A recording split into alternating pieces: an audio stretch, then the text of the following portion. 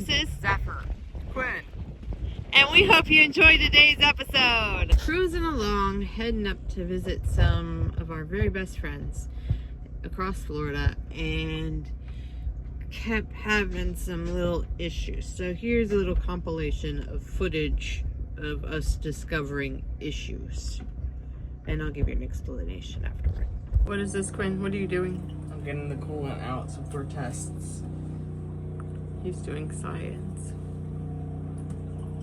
I think that's enough. Were you saying this is the very complex process? Mm-hmm.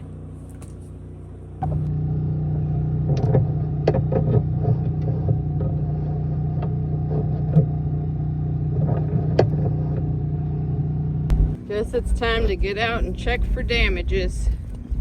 I think I messed up your mother man. Oh yeah? More damages. But here's the real damage. What did you do? I didn't realize the boat was in gear when I was testing the throttle cable. Oh no! And I completely foobarred the chain pulley wheel. And we just fixed completely ripped off the pigeon pulley. I just put a new one on. So Quinn's taking the big Bruce anchor off the chain so we can straighten out the chain until we can get things fixed. And Zephyr just tied off the pigeon line there. Yeah, I think I'm gonna go back inside now. Well, you're gonna help cleaning up. So yeah, we got a couple broken things. It looks like, now I had a major overreaction. I had looked in the coolant because something was going on with the throttle cable. I was just sitting in front of the engine and looking at things, and the coolant looked like a chai latte, and it was like, oh my god, there's oil in the coolant. There was not oil in the coolant. It's okay. Calm down. I calmed down. I had a heart attack, not really, but I about had one on the engine room floor, and then calmed down and realized that there's just a lot of sediment in the coolant. We can fix that. Probably need to rebuild the heat exchanger, and then I saw that there are a couple seals on the raw water pump that are out of place, and maybe it just wasn't installed right, but I'm gonna have to rebuild that too. And then while I was adjusting the throttle cable, I forgot to check to make sure the boat wasn't in gear. So yeah, but we've been on our way to go visit one of the boys' very best friends, because they said we cannot sail away and sail around the world without going to see her first. And so we're gonna go there, and I'm gonna play Let's Fix This Old Boat once again. We decided to make the trip more of a leisurely trip. Stop to do some fishing and other adventures, and wait for one of our buddy boats to catch up to us so we could just have fun along the way. Why rush the journey? The journey's the whole reason to go anywhere or do anything. So, I mean, the adventure along the way is the purpose in our whole expedition. So, here we go. Some adventures. Dolphins are fishing with us. They're right there. Zephyr, you're standing between me and the dolphins. There they are. Right over there. We're fishing over here. They're fishing over there. Them's actually probably not fishing because they're not in a feeding frenzy. They're just chilling. Yeah.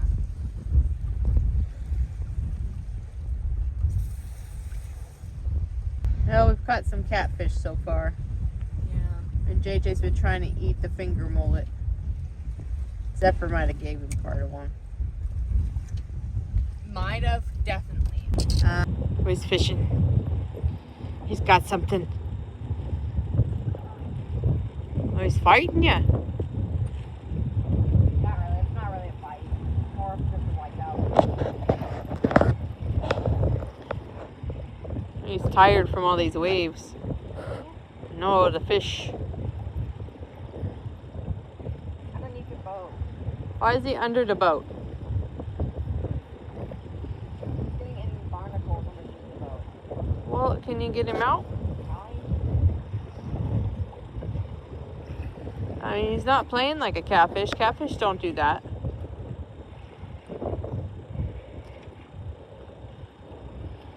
What is he? What happened? That's yours. I caught yours. You caught me? Oh my goodness. JJ, what's up? You eating watermelon? JJ. Look. Quinn's getting him watermelon. He's eating it. He was. Now he's camera shy. Oh. You want shrimp? Of course you want shrimp. We're fishing. Here, JJ. You don't want any? JJ's trying to help us fishing. Hey, bring me a piece of watermelon. No. Rude. Quinn's the watermelon chef. JJ likes watermelon. JJ num num?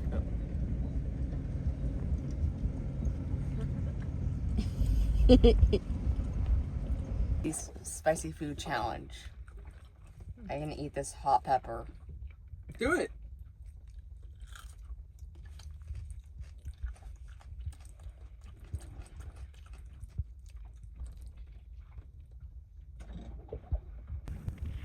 And you're always leaving lines in the water. Wait a minute. Where's the dinghy? What do you mean? The inflatable's gone.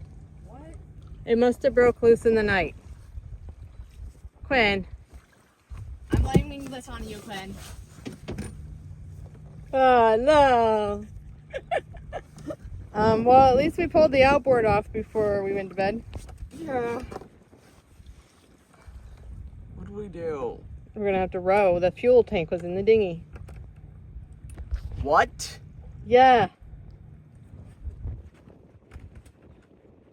We got on the cruiser's net for the area that we were in and asked if anybody had seen the dinghy. And about 12 hours later, I got a tip of where I could find it, and I recognized the description of the location. I put a kayak in the water at 10 p.m. and paddled over there and had an interesting altercation with another boater, in which he wound up just giving in. I've always been better at playing who's crazier. You can't pull it. Fine, take it. Fast. The dinghy has been recovered in the night.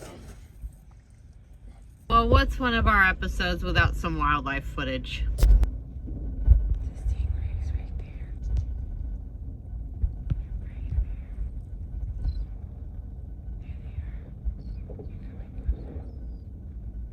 Look at them.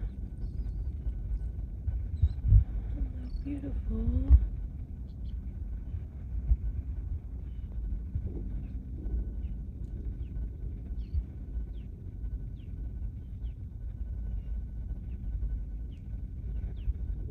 So magical.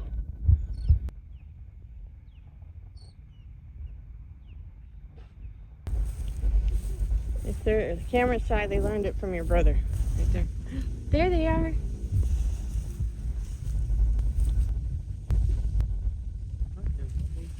Oh, there he is. Oh, there they are. What are you doing? I'm just like, you know, building a snaky cage. You know, a rainy day on the boat.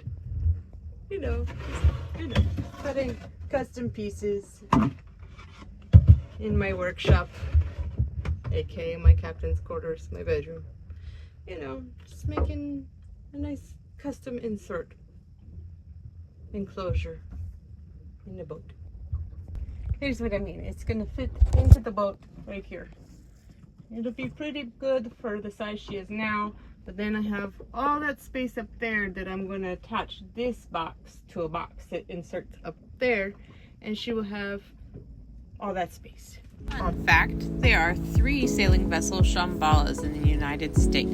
Here's one that we met in Vero Beach, and we got to see them pass us. Then our buddy boat finally caught up to us and was able to take this footage of us visiting another boat. It's one of the few pieces of footage we have where the boys and I are all in one shot. This is very long, boy. Yes. Oh, so far. We'll see you over there. Feel free to get in the cockpit if we're not over there yet. Okay. Free to go on board. I'll take a quick video. I don't know how much video you get of you three. Traveling with our buddy boat was so much fun. They have 3 daughters on board, and 2 of them are the same ages as the boys. Changes in plans. So I had thought that the boat was mostly ready to go. But in the latest shakedown trip that we did, that was a few hundred miles across Florida, we found a couple things with the boat that are going to need a little bit more attention before we're ready to sail. So instead of going offshore, we took more of the intercoastal, and I made a list of projects, which you'll be seeing in upcoming episodes. But in the meanwhile, the boys and I are going to take a little bit of time to enjoy the summer with some very, very close friends and get the boat ready and get ourselves ready for this great expedition we are embarking on to sail around the world. Me, the mom, leading captain, and my crew of my 2 sons, a cat, and a snake. About the snake. She is somewhere on the boat. More to come on that. What would drive me to want to sail around the world with my sons? Well, I was 2 years old, and my godparents really got me started with the sailing bug. And little me decided I was going to sail around the world. But a lot of things happened from then to now that really kicked me into gear to want to do something amazing and epic with my children. As a child, I always wanted more time with my parents, and I wanted to do something amazing. And so I hope that my children grow to appreciate what I'm providing for them. Enjoy the time that I'm putting in to be present with them every day. But let's rewind about 13 years ago. 13 years ago, I was sitting in a group counseling session with other really horrible situations and had been diagnosed with Stockholm Syndrome. And I had been there for a few weeks already in those sessions and had just found out that I was pregnant with my second, with Zephyr. Surprise pregnancy. I had been on an IUD, birth control, that is supposed to be 99% effective. But I guess I got a little door prize from the situation that we escaped. And so there I am, breastfeeding my 9-month-old Quinn, talking with a group of my peers. That was a shocker. And I decided that if I could make it through this, that I would do anything that God put on my heart to make my life epic and to change the lives of others. So I'm hoping through my journey to change many lives, to inspire people that you can really make your dreams come true, no matter what life throws at you. And not only did I get through that Stockholm Syndrome situation, but many other not so good situations in the process of learning boundaries and assertive communication. And I asked the counselors there, like, out of all of this, what is the point in me so young? I was in my early 20s. I was 22 when I was sitting in that group session. Me so young and these babies, why did we go through this? Like, what was God even thinking? And they said, well, we don't really know. We can't really lead you in that. You know, you're going to have to talk to a pastor or another spiritual leader on that. But it is your job, Mama, to raise these boys to be good humans that help other humans, that teach them to be helpers, to make sure that they don't grow up to be abusers. So that is part of this. I mean, idle hands and teenagers without something to do find not so good things to do. So I hope keep my sons busy in these last few years that I have with them. You know, they say that your baby is only a baby for a year. You only get to experience your child as a baby for a year. And then you get 3-ish years of them being a toddler. And then you get about 7 years of them being a child. And then you get about 5 years of them being a teenager. And then it's over. So I hope to make the most of it. And to teach them good values and a good work ethic through our experiences together on the boat and through seeing different cultures of the world and experiencing the world. I think the best gift I could give my sons is that of experience, life experience. I wish my parents had done more life experience things with me. And so I really hope to not only change my life through this experience, but change my sons' lives and change and inspire the lives of people watching our journey. So that's why. That's all for this week, and we hope you enjoyed today's episode. Splash the like button, check out the things I left in the description below, and think about joining the crew by going to our Patreon. Anything else, boys? No. We hope you have the best day ever! Best day ever. Whoa, whoa, whoa.